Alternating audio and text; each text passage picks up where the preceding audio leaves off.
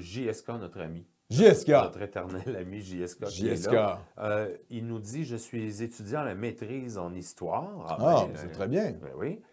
Félicitations. Et il travaille beaucoup sur Henri Bourassa. Oui. J'aurais aimé savoir ce que vous pensez de ce personnage. Ben, peut-être que vous en savez plus que moi si vous travaillez, si vous faites votre mémoire de maîtrise sur Henri Bourassa. Ben, Henri Bourassa, c'était le visage du nationalisme canadien-français avant Groulx.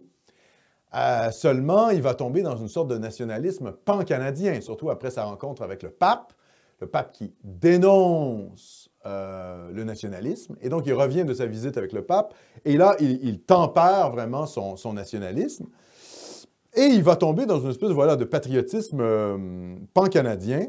C'est un homme qui avait beaucoup lutté contre la conscription lors de la Première Guerre mondiale.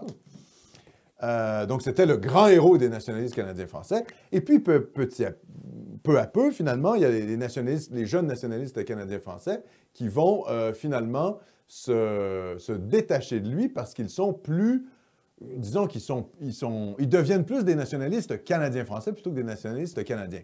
Et qui va devenir cette grande figure du nationalisme canadien-français? C'est Lionel Groulx. Donc, Henri Bourassa et, disons, je dirais...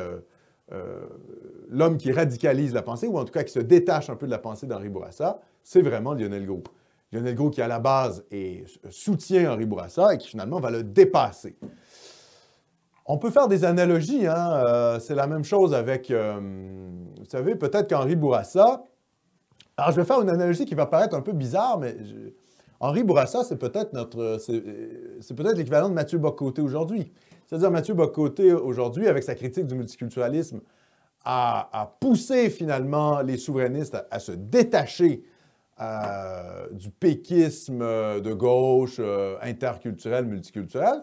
Mais peut-être qu'il va falloir dépasser Bock-Côté, hein, notamment en ramenant la question canadienne-française. Bock-Côté demeure dans une espèce de patriotisme péquiste. Il demeure un peu pris dans les années 90, exactement comme Bourassa restait pris un peu dans une espèce de naïveté par rapport à la Confédération de 1867. Alors peut-être qu'il va falloir faire la même chose. Aujourd'hui, il va falloir dépasser le péquisme ronflant, le patriotisme civique, pour retrouver une vraie conscience nationale canadienne-française. Donc, laisser finalement les intellectuels qui sont encore pris dans le monde mental des années 90, dans les années 90, et nous, les nationalistes lucides, aborder le 21e siècle de front, et aborder les années 20, les années 30 de front. Donc, Henri Bourassa, évidemment, figure, comment je dirais, centrale du patriotisme canadien-français, puis ensuite du patriotisme canadien, fondateur du Devoir. Personnalité extrêmement intéressante. Mais évidemment, alors d'une part, son catholicisme va faire en sorte qu'il va un peu délaisser le nationalisme, et puis d'autre part, eh bien, son nationalisme demeure un nationalisme pan-canadien. Donc, d'un point de vue séparatiste québécois, ça pose problème. Mais évidemment, grande figure de notre histoire, sans contredit.